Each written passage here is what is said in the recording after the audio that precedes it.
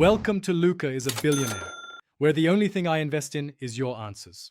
In this video, I will explain how to reset your Mazda CX-9 screen. First, locate the three specific buttons on your center console.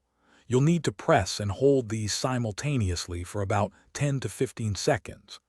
This action initiates a soft reset of the infotainment system, which can often resolve minor software issues or unresponsiveness.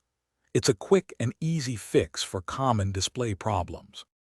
To perform the reset, you'll need to find three specific buttons. These are typically the nav button, the mute button, and the back button, usually located near your gear shifter. Press and hold all three of these buttons down at the same time. Keep them pressed until the screen goes blank and the Mazda logo reappears, indicating the system is restarting. After holding the buttons, the screen will turn black for a moment. Don't worry, this is normal. Then, the Mazda logo will reappear, signifying that the system is rebooting. Once it fully loads, your infotainment system should be refreshed and more responsive. This soft reset typically preserves all your personalized settings and paired devices, so you won't need to reconfigure anything.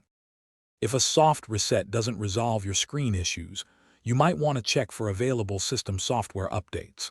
Sometimes, an outdated system can cause glitches.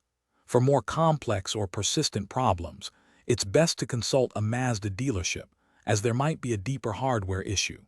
Also, remember to check the description below for a link to those fantastic leak-proof meal prep containers and other great deals.